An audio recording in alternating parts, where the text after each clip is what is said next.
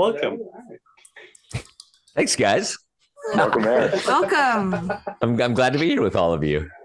Yeah, I was so delighted to have you, Eric. I've enjoyed and played and conducted so much of your music throughout my life as a student slash early professional musician.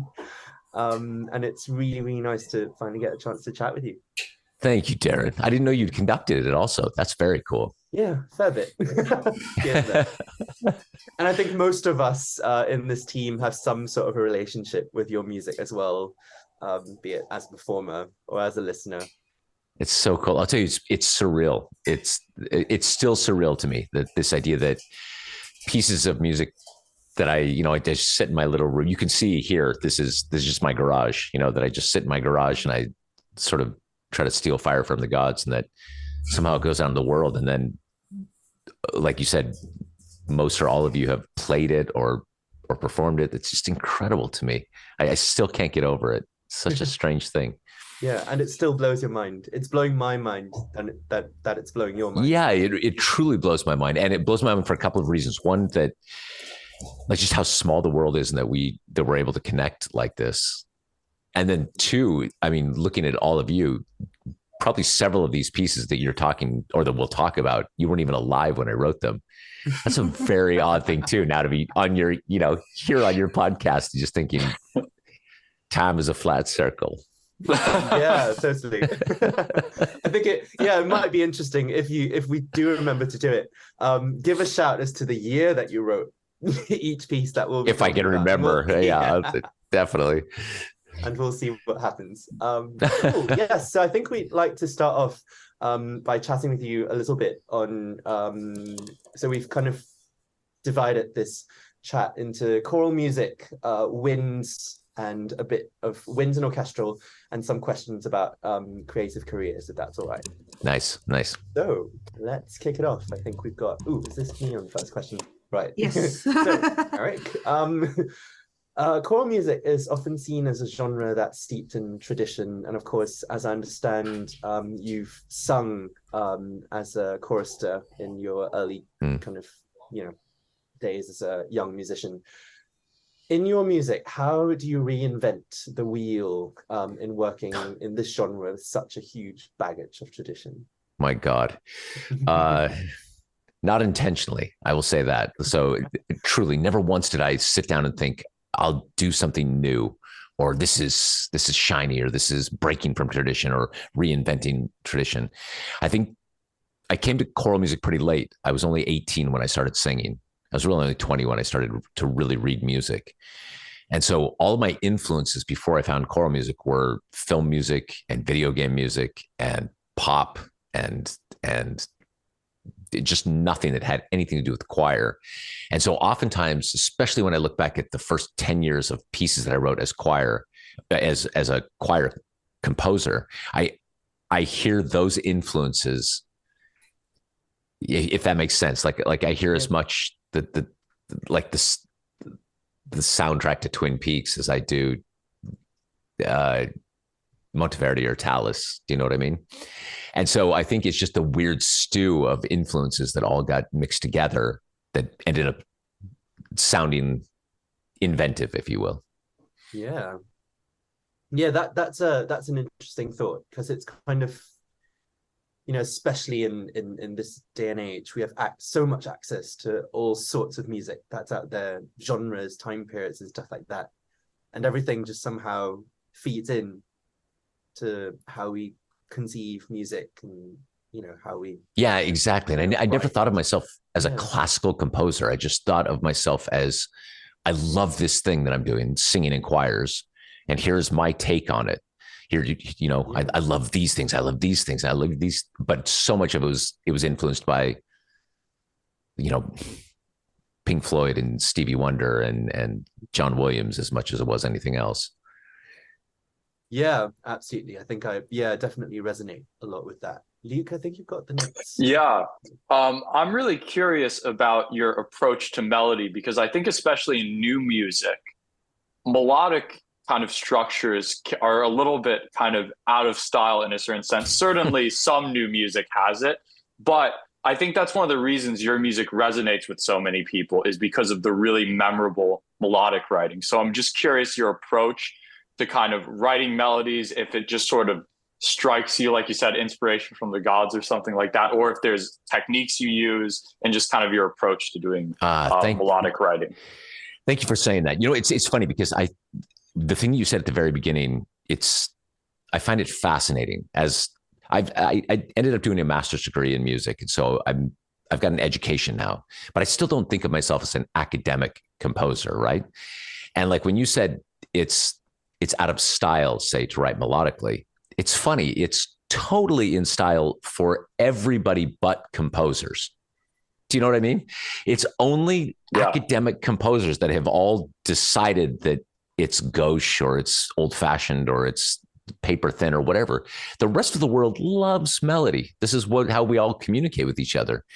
And so I think, like, from 35,000 feet, I just never fell into that camp where I thought I'm writing for the tradition of composition as opposed to I'm writing to communicate an idea, if you know what I mean.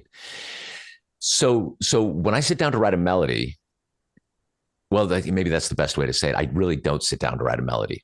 What happens is I get this kind of strange itch. It's like an ache in the back of my throat.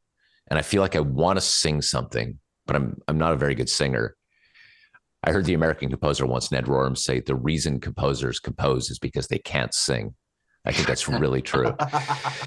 So there's this thing that I want to sing out of me. And then sometimes I'll sit at the piano or I'll just be humming and I'll try to find the changes. But at some point it becomes unbearable. It's not a romantic, like, movie version of it. It's awful. I can't sleep. There's a thing that I keep, and I sing variation and variation and variation. Maybe it's this, maybe it's this, maybe it's this. And I'm in agony. And this could go on for days or weeks, but then some morning I wake up and I sing the thing and I think, oh, of course, that's what it is. And it's always been that. I like I've been traveling around the world to find the thing that was sitting right in front of me. It seems so obvious, and not remotely to compare myself to Michelangelo, but Michelangelo has that beautiful quote about the idea that the statue is encased in the block of marble and his job is to chip away the marble and reveal the statue. Whenever I find a melody that I'm really happy with, that's how it feels. Isn't like I built it, more like it was there humming and I just pulled it out of the ether. Yeah. No, I think that's sort of relatable to a lot of people, of like, you almost like you get an inkling that something's there, but you don't know how to pull it out yet, in a way. Yeah, that's it. Yeah, absolutely. And sorry, just kind of chipping in as well. Do you write on a piano or do you sing some and hum and figure things out? Kind of where does it come from physically? Typically, I either write it. I write it at piano, paper, and pencil, and more and more and more, I try to get away from the piano and write as much in my head as possible. Put it down on paper and then check it on the piano. What I find that when I'm writing at the piano, I find that there's just muscle memory from playing piano. So if I play this chord, then my hands just want to do this, and then they want to do this, and if I'm thinking more conceptually and just on paper, then I end up, I think, making make better choices. I say all of that, but I wish you could see what I'm surrounded by right now, which is just so much electronic gear. There's synths and tape machines and modular racks. And it's all this, maybe we can talk about it later, but I'm writing a piece right now for choir strings and electronics. And so now I've abandoned paper and pencil. I've abandoned the piano. I'm just, I'm in like in dials and cables right now. Yeah, definitely. I think might be an interesting thing to talk about. I didn't know that was in the works as well, but it seems like something that's quite kind of, because the music that I'm used to hearing from you are quite acoustic, and it's nice that there's some electronic elements coming in. I mean, thank you. Yeah, it for me, it's like returning home, because I spent, until I was 18, that's all I did was synth pop music and film scores without films. And so I had keyboards and drum machines and tape machines, and that's what I was obsessed with. And so in a way, I feel like for 30 plus years, I've been pretending to be a classical composer, but really I'm a synth guy. That's very cool. Yeah. Yeah. Just out of curiosity, when's it premiering and who's premiering it? Unfortunately, I can't say, Oh, but it's okay. but I'll let you know as soon as I'm allowed to say it. But Okay, yeah. just to say that it'll be within the year. So I'm Okay, like it's all hands on deck right now. I'm you know, we were joking before this started that time is a flat circle, right? And it's like, so I've got about 10 months to write this thing. Whoa. And it used to be that 10 months seemed like a lifetime to me. And now it's like, what am I doing? Oh my God, I'm never going to make it. 10 months. I've only got 10 months, you know? Yeah, I mean, I think, there's some sense to that as well, because I like, for me, especially just kind of thinking back in my experience, when there's a deadline, it's not like I usually write all the way down to the wire. And it's usually not because I procrastinate, but more that, you know, the music is there. It's just about refining it and refining it and refining it all the way, and using all the time that you have to get it into the best state possible. Yep. So that's it. Yeah. I also, I don't know if you experienced this, Darren, but I have this thing where oftentimes when I'm composing, I get paralyzed by possibility. You know, that it could be this, and it could be this, and it could be this, and it could be this. And tomorrow, like you said, refining, tomorrow, I'm always going to be a better composer than I am today. So I'll just wait till tomorrow, or maybe. And what I don't do is make a decision, right? So I just endlessly, the procrastination part is I'll just keep my options open. And then at some point in the writing process, the fear of not finishing gets greater than the fear of starting. And then I just start making decisions, whether they're good or not. It's just, I always have this saying in my mind, which is, well, this is the army we're going to war with. Might not be the best army, but that's, we're out of days. So yeah, I'll use exactly how much time I have. You know, if I have 5 years to write a 3-minute piece, it'll take me 5 years. It's so deadlines are a good thing. It's the only reason I finish anything. So relatable. Love it. Yeah, so let's move on to another aspect, which is texts for your pieces. I seem to remember that for Sleep, for instance, that was one of the pieces that I had the pleasure of performing, and it's one of my favorites as well. I seem to remember that you had difficulty getting the rights to that text, and then somebody else made like something that was similar. How does it usually work with texts? Like, where do you get them from? How do you obtain the rights? What's the usual process for that kind of thing? It's true with Sleep. Sleep was supposed to be Stopping by Woods on a Snowy Evening by Robert Frost. I said it. They wouldn't let me use it. And so my dear friend Charles Anthony Silvestri replaced it word for word. So you can like actually just put the Robert Frost on top of the music and sing it. And you can see exactly the way it was originally supposed to go. Tony wrote a poem that matched it exactly. Oh. Wow. Yeah. And it's Tony actually made it better. It's if you go back and there's a bootleg YouTube video where a choir recorded the original Stopping by Woods, and so you can actually hear what it sounds like with those original words. Oh wow, I didn't know that. Yeah, genuinely, Tony's is a better setting. There's just no question in so many different ways. He really saved the piece, and saved me, because otherwise it would have sat under my bed until 2038 or whenever it became public domain. Oh but gosh. It's funny that you say usual way, because I think there is no usual way. Like the easiest way is if a poem is in public domain, then you just set it to music. I mean, that's already a big mountain to climb, but you just set it to music and you don't have to worry about anything else. If it's a poem that's not in public domain, then there starts this conversation between you and the publisher. And the publisher can take months or even years to even respond to you, if you're lucky, and you're trying to find all these people who might know somebody. And then they might come back with a very terse 1-sentence reply, which is no, just no. So I've had this happen a number of times with poets that I was desperate to set. There's an American poet named Shel Silverstein. wrote this very famous book called Where the Sidewalk Ends. It's a children's book. It's just brilliant and beautiful. And Shel Silverstein's estate, the people who oversee his stuff, just no, period, no. We want to protect the brand. We don't want anybody. So they don't even want to have the conversation. So the other weird way that I do it is I make it myself. So either I work with a living poet like Charles Anthony Silvestri, and we kind of craft the whole thing together.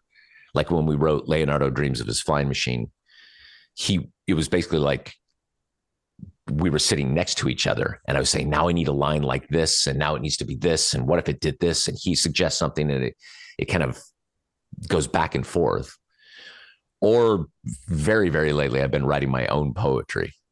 And for a while, I did that under a pseudonym so that nobody would know that it was me.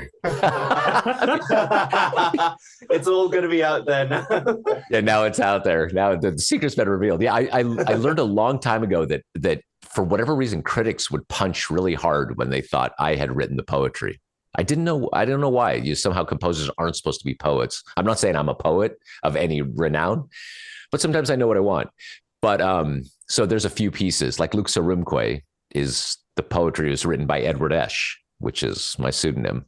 It translated by Tony Silvestri. But yeah, I wrote that poem, but I just didn't want to put it on there because I knew that it wouldn't be regarded as seriously somehow if I were the poet. But lately I've been braving it and putting my name on things that I've written the poetry to. Wow, that's fascinating.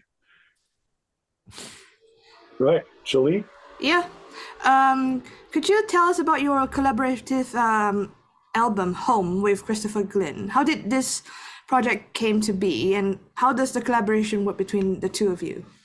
Well, it was between Christopher Glynn, the pianist, and Emma, the cellist, and Voces 8, the choir, right? So what happened was it started with, Christopher Glynn, the pianist, he and I have been working together for years and years and years.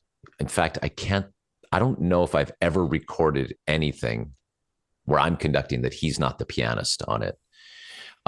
So I just know Chris, and I love his musicality, and I trust him so much. When Home came about, because I've been trying to do something with Voces 8 for years and years and years. We were kind of mutual admiration society, and we could never make the schedules work. I mean, their schedule is so bonkers. They're all over the world all the time and recording, and I don't know how they do it. But we finally found a time, and then I and Andrew, we both got sick with COVID, so we had to cancel that, and then we pushed it back again. And finally, we were able to do this thing where we were going to do a very small performance of this piece called The Sacred Veil. It's one of my newer works, this hour-long piece for piano, cello, and choir. So that's where Emma comes in. That's where Chris comes in. And we did the performance, and it was only during the rehearsal of the performance that we started thinking, oh my God, we've got something incredibly special here. It's pretty magical. And that's then when we had the conversation with Decca and said, I think we've got an album here. And so we added on a couple of more pieces to round it out as an album. And I have to say, just the experience of making that recording was transcendent. Some of the best music making of my life. I'm not sure I had very much to do. I mean, Voces 8 works without a conductor, right? So it's not like they need me.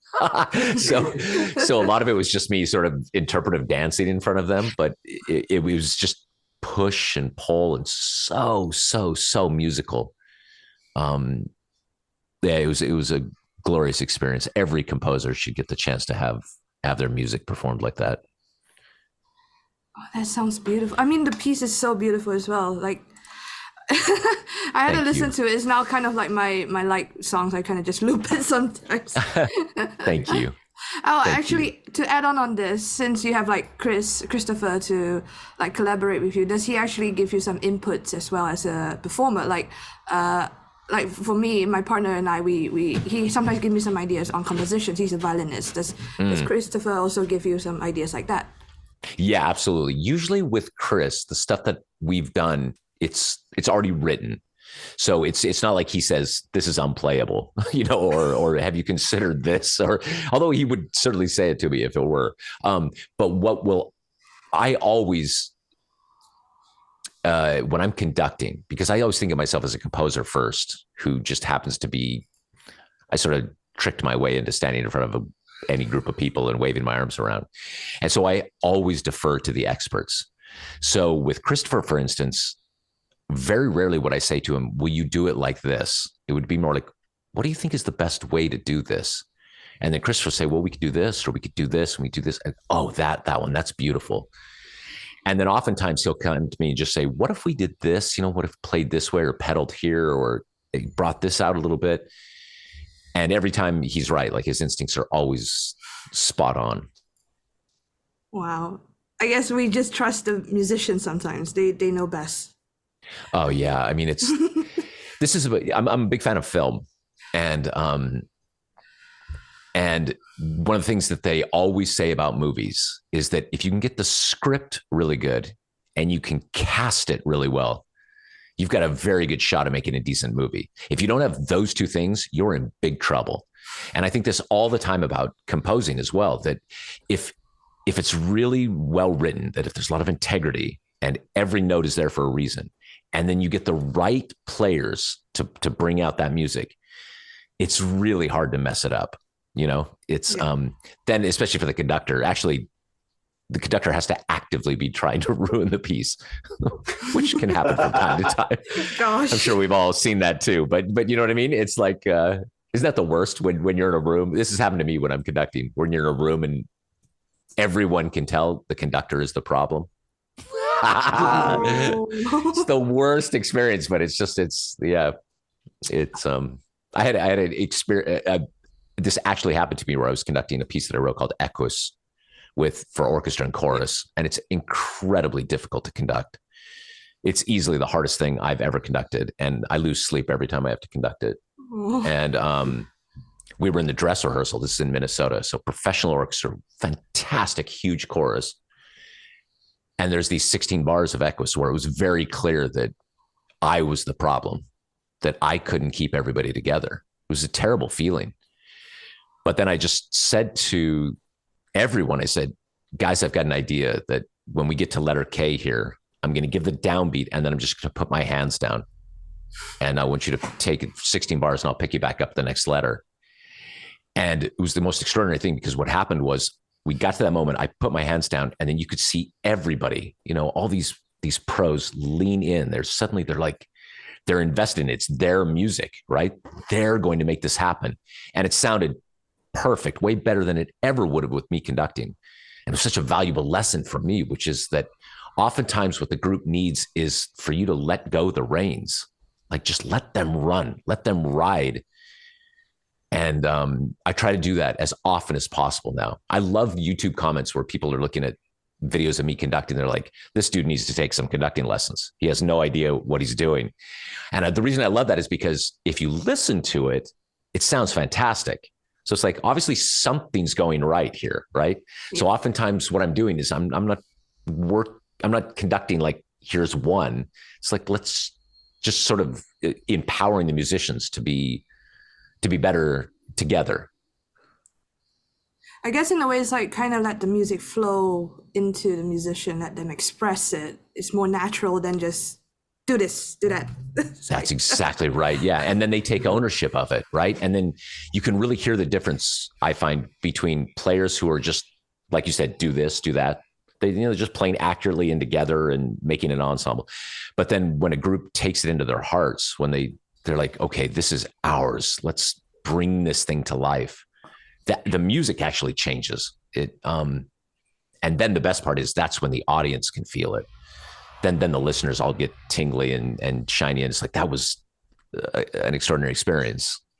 Yeah.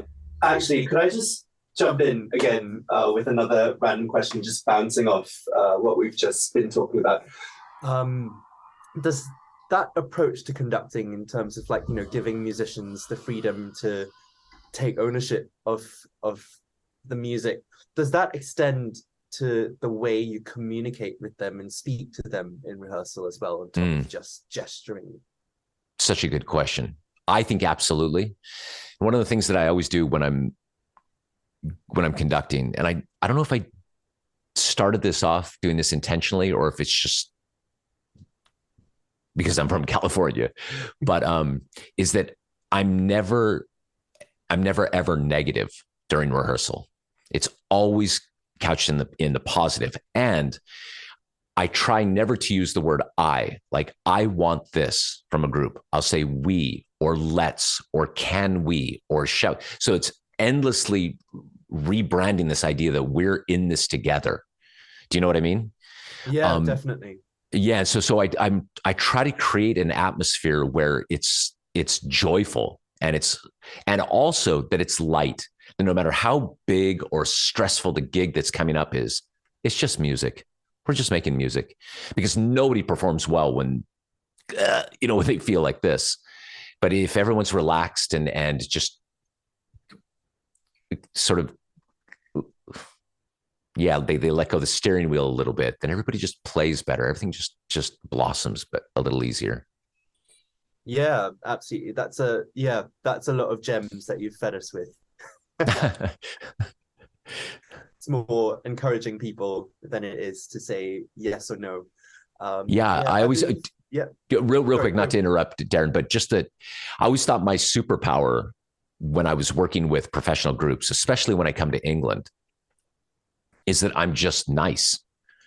Because so often they're, especially British singers, they're so unused to having somebody just be positive with them and even more appreciative. Like sometimes I'm so moved by the sound, I'm moved to tears. And I think the singers are very, very unused to the conductor actually enjoying their performance up there. So I always feel like what happens for me is I get handed this racehorse and then I just, like giddy up and then let them run, and it's like, and then somehow I weirdly take credit for that. I turn around, it's like, that's right, the Eric Whitacre singers. And I just, and I take this big bow, but it's like, actually, all he did was just fed the horses well and let them run. Yeah, that's a really beautiful metaphor, I think. I mean, I was born in Singapore, but of course now I'm in England, and I feel actually, on the contrary, I feel like English musicians are a lot happier. Really? Do you find it's even more intense in Singapore? Even more intense and even I guess conductors there tend to be a bit more tight to some degree. Yeah. It's funny because you get accurate performances that way. Yeah. But I don't know if you always get inspired performances that way. And I'd much rather have some rough edges around a performance and have it feel like just so breathless and full of life than have it be note perfect and have it, you can hear the terror in the playing, if you know what I mean. I have to agree with Darren on that one, actually. I was studying in Taiwan years ago, and it's literally the same thing. Everyone is so stressed. I can see their faces like, I gotta get this right, because there are some times the conductor actually calls out the musicians like, you stand up, play it again. Oh my God. It's just terrible. I'm just singing the choir there. Because the choir conductor is separate, and then we join in together to sing Gloria by Poulenc. Yeah. And it was scary, especially I feel bad for the musicians because they got called out while everybody is watching them. So oh my God, this idea of shaming people and it's, ultimately conducting is even less about making music than it is about leadership. It's just, how do you lead a group of people? And I've always thought the best way to lead a group of people is to inspire them, that they want to do it. They can't wait to. My favorite thing is to finish a rehearsal and have everybody just be buzzing, or to take a break.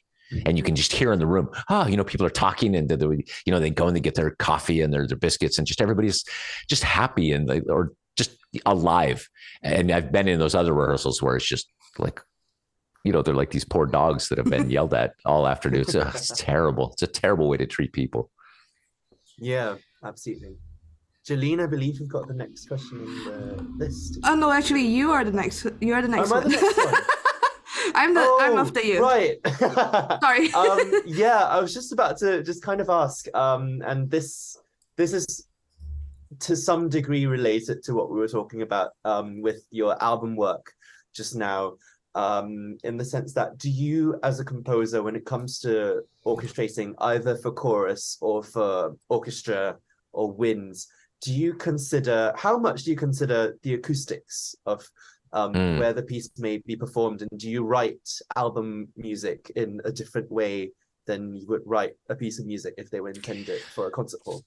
A really interesting question. So I haven't yet written a piece for an album.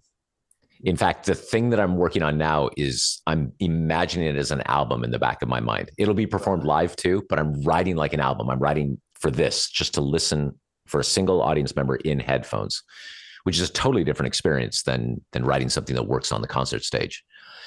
In my mind, I always have a dream acoustic, especially choral music, but God knows I've been in enough performances where there's like a negative reverb. Do you know what I'm talking about? You must have performed in things like this with carpet or curtains on the walls, and it's like like you sing and the sound actually goes back into your body.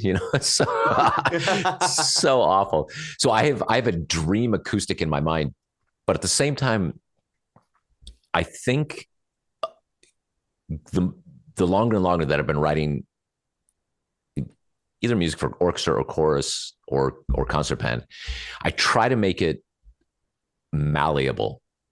I try to make it so that it can withstand not only all sorts of different acoustics, but frankly, all sorts of different conductors.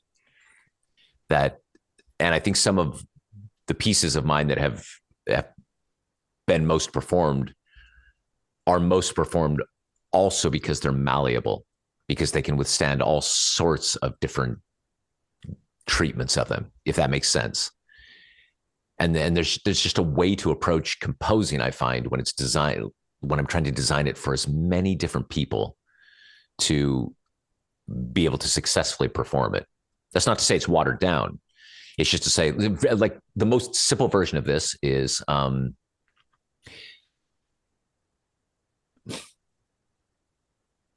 if you want a choir, for instance, to sing forte, one way to do it is to write forte.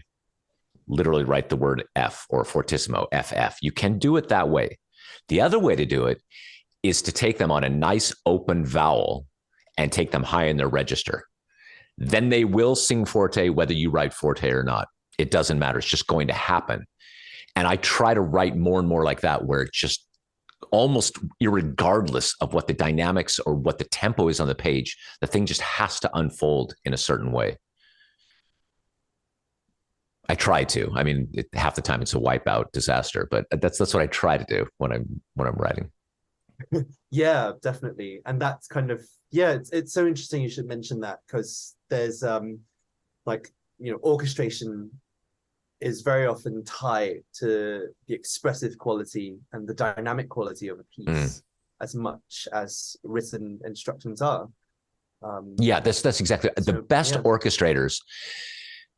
I've seen this time and time again, where as a composer, if I stand in front of a group of really fine professional musicians, orchestra, chorus, wind band, whatever, let's say it's a new piece and we start it through once. All right. So it's going to be rough around the edges, especially if it's a tough piece.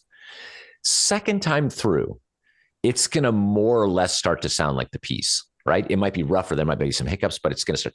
The third time through, if that group of people is still really struggling with the piece, it's the composer's problem and not the player's problem anymore. And so you could take something as, I mean, this is an older piece now, but something as virtuosic as Stravinsky, The Rite of Spring. And it's so well orchestrated that it just happens. The instruments just know what to do. It does what each of them does well. They understand what their place in the cathedral is, what their little brick means. It's the orchestration is kind of everything. And I marvel at the great orchestrators, Ravel, Prokofiev, Stravinsky, Strauss, these guys who could just make an orchestra hum. It's awe-inspiring, actually. Yeah. And on that note, I think this might be a good segue into the next bit of our conversation, which is more about wind and orchestral writing. which I believe Levent has got first question. Yeah, we've got a question that's kind of in between now to start off. So there's a couple of pieces you did that are originally choral music, and you transcribed them for wind orchestra, October, for instance, and the Seal Lullaby. Other examples too. So what's your motivation for doing that, and how do you see do you see it as another piece, or how close do you see those versions? Super interesting. So the motivation for me always is because I straddle these different worlds. The different worlds rarely talk to each other. Do you know what I mean? Concert band people rarely talk to choir people, and orchestra people don't talk to anybody. So, right. So I remember, like, for instance, for a few years, we were performing Sleep with choir, and you could feel it in the room. It's like, this just works. There's something beautiful. And it doesn't matter if the choir has 10 people in it or if it has 200 people in it. It's like, what a magnificent feeling this is. And I just kept thinking, the band world will never experience this. They'll never know about it. They'll never know. So I decided, okay, let's see if I can turn this into a concert band piece. Now, what I've learned is that it might work over there. Like, for instance, I think Sleep works pretty well for concert band. And I've also done an orchestral version now and strings, but it's a different piece. It's wildly different. And somehow it retains some of its original qualities, but it really becomes something else in the transference of it. And I wish I could say I can predict what that will be, but I can't. I'm surprised every single time when I hear the first performance of a transcription that I've done, where I think, oh my God. And with the case of October, where I turned that into the Alleluia, it was just, I'd spent years and years conducting October, and thought there's just such singing lines, and I wanted to share that with the choral community. And then at the same time, Samuel Barber had done the opposite, right? So he very famously, as a student, written Adagio for strings, and then later on transcribed that for choir, turned that into an Agnus Dei, right? So I thought, okay, here's a challenge to do this, right? And I chose the Alleluia partly because I was at Cambridge University in residence at the time. They needed kind of a liturgical piece, but more because the word Alleluia it just has all the great vowels you need. Alleluia, that's it. And then an amen, you even get the N at the end. So it's the dream text for a choir to sing. And also as a challenge to myself, could I make the word Alleluia interesting for 9 minutes, which I wasn't sure I could. But I wrote my best version of that transcription, and then we sang it. And then immediately I realized, there's lots of these different places that I'm going to have to lose what I thought was special about the band version in order to make the choral version work. And my memory is I did 6 different performances with different choirs where I was constantly rewriting before I finally felt, okay, that works as a choral piece and not as a band transcription anymore. Mm-hmm. Does that make sense? Yeah, totally. Do you find yourself doing that kind of regularly, like starting off with one version and then hearing it and then revising it? Or is that more like, is that only for the transcriptions, or is that something you do generally? Yeah, that's a good question. No, it's completely, that's the only way I know how to write. So I've given up on this idea that I'm going to present the players with the finished piece. What I do is I present them with my best guess. Like, I think this works, right? And then, but in the very first rehearsal, I ask everybody before we sing a note of it or play a note of it, everybody take out your pencils and get ready. And then we'll start, and immediately I can tell if something's working or not. And so, okay, everybody measure 4, altos do this, or French horns do this, cut measures 5 through 6. Okay, we're going to do, and then I'll often tell the group, we're not going to rehearse this bit of it because I'm going to go home tonight and rewrite it anyway, and I'll come back tomorrow, and then it'll be different. And so I'll just rewrite until I'm out of time. Until I've had a couple different times, I've had choirs especially tell me like 20 minutes before the performance, they're like, enough. enough, no more changes. We're singing this. Oh no. Yeah, it's just, it can always be a little bit better, right? There's always a little bit of a tweak, and there's always this dance between I thought this would work, and then actually it doesn't work as well as I thought it would.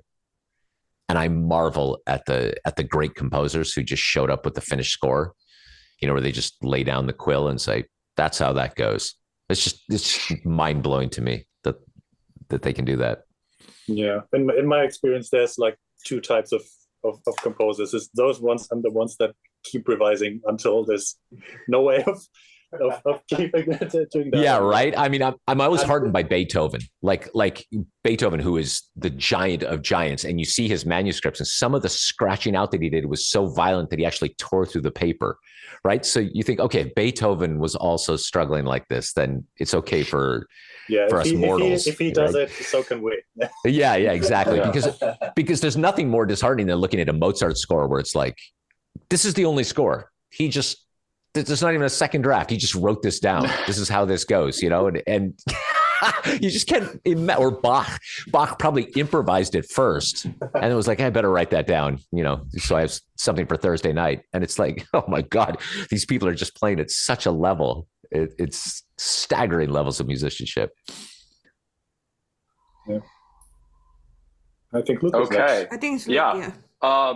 So let's talk a little bit. We talked about your transcriptions, but some of your original music for Wind Band, like Ghost Train and Godzilla Eats Las Vegas. So they're quite different than some of your choral music. I think you kind of embrace the ensemble in a way. Can you talk about what makes that music a little bit maybe more visceral and kind of having groove, a little bit more angular type of music? It's an interesting facet of your composition aside from your choral music. Thank you, Luke. Yeah, it's funny because a lot of choir people don't know that I even have that thing over there at all, and so they're always shocked if they hear something like Ghost Train or Godzilla. I like to think exactly what you said is that I embrace the ensemble. So if you've got 7 percussionists on stage, like let's it's like sitting in a McLaren or something and only keeping it in first gear. Like, come on, let's take this thing out and drive. And so yeah, whatever props I have on the table, I think influences the way the music is going to sound. And I know I keep talking about it like in circles here because I can't really talk about it, but this piece that I'm working on now, it's so different, I find, with the electronics because the instrumentation is different. So even my approach to writing has become different. And I love that because it gives me a chance to be innocent again, to feel like I'm doing it for the first time. Yeah, absolutely. Yeah, I mean, it's interesting because people definitely approach, say, chamber music very differently, and it's kind of acceptable to think you can think of chamber music very differently. But I think sometimes composers feel they need to kind of keep their approach and style the same across all these different ensembles, which I agree doesn't make a lot of sense to me because, I mean, yes, in terms of maybe numbers or certain elements, you could see some similarities between, say, wind band and orchestra, but they're quite different, ensembles ultimately. Yeah, that's right. I mean, ideally, your voice is going to show up no matter what, right? Like it's going to sound a little bit. But Ghost Train especially was the very first piece I wrote for instruments. So it was like a kid in a candy store. It was like, well, I could do this and I could do this. And let's try this. And so, it's so fun suddenly to be presented with all of these different costumes that you can try on in a way. Yeah, absolutely. That's a good way to put it as writing for orchestras. That's what's kind of fun and fascinating about is there's all these little like characters in a way. I love that. And so later on in my career, I wrote a piece called Deep Field, which is a big orchestral work. And I remember really embracing this idea that strings can sing like voices, but they never have to breathe. And how liberating that was for me. Like, okay, we don't have to think about phrases in the way that I used to anymore. I can have 3 minutes of a string pad, and I might have the string players hate me at the end of it, but they can do it. Do you know what I mean? And so just, you have these it's just a totally different machine. It's like a bicycle and a race car. Yeah. Yeah, funny you should say that, because the next question is indeed about Deep Field. Uh, and it's a long form piece. It's as I understand, around 22 minutes Yeah. in length, for orchestra and choir as well. That's I right. believe. That's right. Yeah. So just out of curiosity, have you written a piece that has such a long form before, prior to that? And how do you structure your musical material over a 22-minute long duration? It's a 3 martini question. We may have to do another episode if you're interested. Like, I wouldn't mind. Thank Honestly, you. So, yeah, I love to chat with you anytime as well. Thanks, Darren. So the short version of this is, yes, it was the longest piece that I'd written up to that point. Since then, I wrote Sacred Veil, which is 12 movements. It's an hour long, but it's not one movement the way Deep Field is, which is 22, 23 minutes. And what I have to do when I'm setting poetry, the structure is often implied in the poem, in the words itself. So I try to divine what the structure of the piece is based on the architecture of the music, of the words themselves. But with Deep Field, there's nothing. And we live in this time now where you could, I guess, but you don't write sonata form, right? Like, you listen to a Mozart symphony and there's a very, very, very defined structure before he writes a note of music, right? There's this, there's this, there's this. It's a fast movement, a slow movement, a very fast movement. It took a century before people started breaking that apart and writing kind of tone poems and things without a typical structure. So I spend a lot of time now making these drawings before I write a note of music, making drawings of what I call emotional architecture, which is the emotional journey that I want the players and the listeners to go on. And only then, when I've got like sort of the dinosaur bones of this beast, then do I start to fill out the flesh of it, which is the music.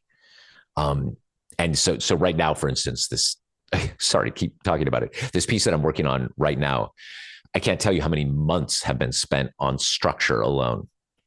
Just page after page after page, and description and thinking and whittling down. It's all incredibly abstract. And what does this mean? And what does this mean? And how does that tie to that? And how does that tie to that? And why would this be here? And then I'm just now at the place where I feel like I could start to write music that in a fractal way will reflect what that giant structure is, so that then there's no wasted notes. This is all the goal. As I always say, it's like half the time this doesn't work. Yeah. But that's how it was with Deep Field, is just spending a lot of time making drawings, and figuring out what the structure was, so I knew how to build the thing. Yeah, so interesting. So essentially you've got like a visual representation of where the piece might go even before you put a note into the score. That's exactly right. Yeah. And Deep Field's a really clear example of that, because what I wanted to teach was time and scale. You know, it's based on this Hubble telescope of galaxies that are billions of years away. So I wanted to teach time and scale. And one of the best ways to teach scale is to have the listener feel like they've arrived at a climax that is massive, only then later on to show them, oh, no, you thought that was massive. Look at this. And then later on, okay, remember that thing that we thought was the biggest thing you could imagine? Let's triple that.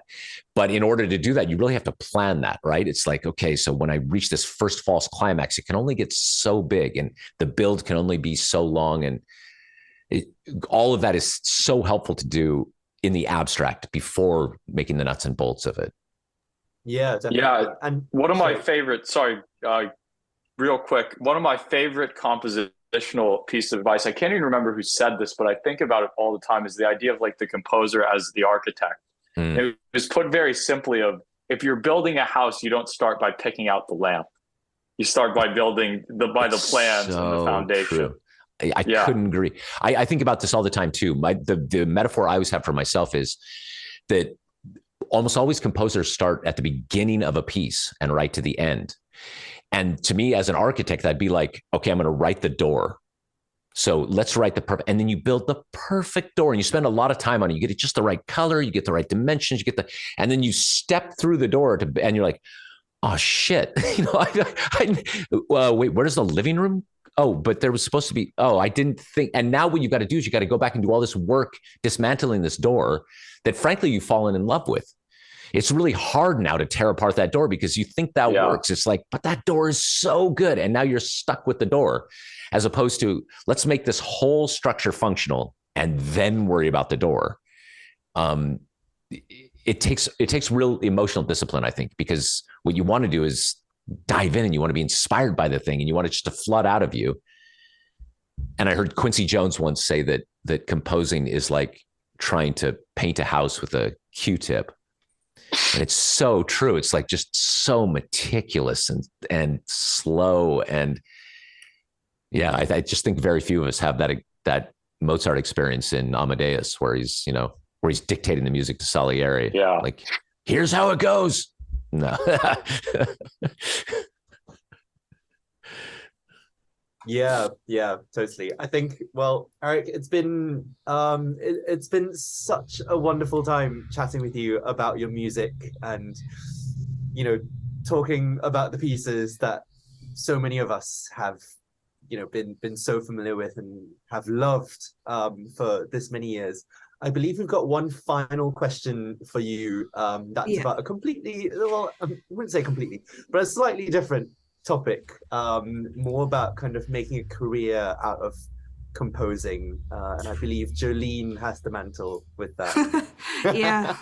Well, this is a question because most of our listeners, viewers, most of them are musicians. Some of them are like people interested in music, not sure if they are willing, maybe if they want to get into music at all. This is a question where, like, what would be your advice for people who are interested in further studies in music? And another question is about workload. So I think all of us, I hope not all of us, has experienced burnout, and it's terrible. And what would you do to kind of prevent it? Oof. Well, so going back to the first question, the idea is this is people who might be musicians, but also might just be people who are interested in music, and what further studies might they do? Is that the question? Yeah, kind of. Yeah. Okay, so I'll tell you where the new school is, and the four of you will just laugh when I say this because this is your daily life. But the new way to learn is YouTube, period. Any subject you want to find, anything you want to know about, you can do the deepest possible dive. And there are such interesting, clever, eloquent people out there teaching. Like I'm doing all this modular synth stuff right now, which is as esoteric as you can possibly imagine. And you can't imagine what a community there is. I feel like I'm getting a degree. I'm going back to school and watching these incredible people. And sometimes I even DM them and they DM me back and with questions and answers. It's unbelievable. So I think anybody who wants to learn anything about music, especially classical music, start in YouTube. My God, there are such interesting, beautiful people. The other thing you can do is just try to expose yourself to music that you never would listen to. Never, ever, ever. And that's the easiest thing in the world to do now too, because if you've got Spotify or Apple Music or YouTube, every recorded piece of music out there is up. And try to wormhole your way into things that are a little uncomfortable. And I would also encourage people to find things that are uncomfortable and then sit with them for a little bit. Some of my very favorite pieces of music that made me really grow in my understanding of music, were things that I didn't like at all the first time I heard them. A little bit like broccoli, it's like you have to, I do this thing. I've got a 3-year-old son. And so the trick with him always is the first bite he has to tell me, is it hot or is it cold? Okay. Then the second bite he has to tell me, is it crunchy or is it soft? And then the third bite he has to tell me, is it sweet or is it sour? So he does all those things. Now, what he doesn't realize is that generally by the third time you've tasted something, you're used to it or you've learned to like it, right? So it's just this little game that gets played. So for your listeners, I just really encourage them to dive into the deep end of the pool and sit there for a little bit. You might find something really beautiful. The other thing about burnout, I suppose this applies to everybody, but let's talk specifically to musicians for a minute. So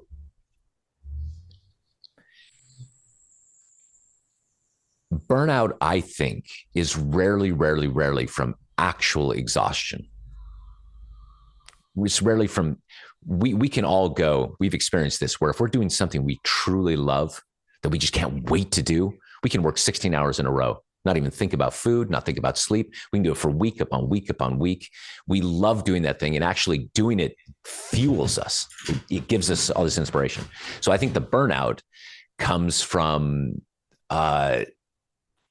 being overwhelmed by either you don't think that you're going to be able to meet whatever invented expectation you've got, either your parents or your outside critics who aren't even real, maybe, or yourself. So you just get overwhelmed. Like, I can't do this. I can't do it to the level, or I'm not going to pull it off in time. There's that kind of thing. Or there is a kind of academic study that can just, that is not only dull, it is the cause of dullness. It can destroy the soul. And some of that needs to be done. And some of it is, you only learn years and years later on, is an absolute waste of time. And it's almost like a crucible that you have to endure as opposed to grow from. And so when those things happen, the advice I always give is go back and do the thing that got you to fall in love with the thing in the first place. So for us, that's music, right? So what I do is I go back and I listen to Pink Floyd. I listen to Stevie Wonder. I listen to Prince. I listen to Erasure. I listen to Depeche Mode. I listen to Jean-Michel Jarre. I listen to Kraftwerk. I get in my car. I blast it. I'm not a classical musician anymore. I'm a 15-year-old kid just head banging at how amazing this is. I want music that's so loud that it moves my shirt. Do you know what I mean? I really want to feel it in my bones. And it's amazing how quickly it's like a plant that hasn't been given water. You just pour some water. It's like, oh, wait, that's right. I love music. I just don't love this thing that I'm doing right here. So, and I think what happens oftentimes for students is you spend so much time with your finger on that third rail of academia that you forget that you actually love music, and you get so burned out and you just push through it and push through it and push through it that you finish a degree and actually you don't want to have anything to do with music anymore again. That's a tragedy. So yeah, the moment it starts to feel toxic, just take a step back and go make some music, the kind of music you really love, without judgment. Just enjoy it. That's just wonderful advice. I mean, the amount of friends I see that actually got the degree but not doing music anymore because of burnout it's surprisingly a lot, which is kind of sad because all of them are pretty talented, wonderful individuals. Yeah, it's a strange thing, isn't it? I mean, there's no question, in order to become especially a classical musician, you got to work your butt off. Like, you really have to study and practice and spend a lot of time doing it. But Mark Twain, the American writer, he had this little saying, which is that when you dissect a frog, it can't jump anymore. And I find that so much of academia is about dissecting the thing, is about like going down to the molecular level of these things and just pulling it endlessly apart. You can't see it anymore. You can't see the thing, which is like, oh, this is just beautiful music. It's like what we talked about before with melodies. It's so funny how melodies are out of fashion now, but you know who's not out of fashion? Bach, Handel, Mozart, Debussy, Poulenc. Like, we all flock to see Puccini, Verdi. It's like, why? Because they wrote killer melodies. They move our souls. That's the language we speak. And academia somehow weirdly dismisses the humanity of music often.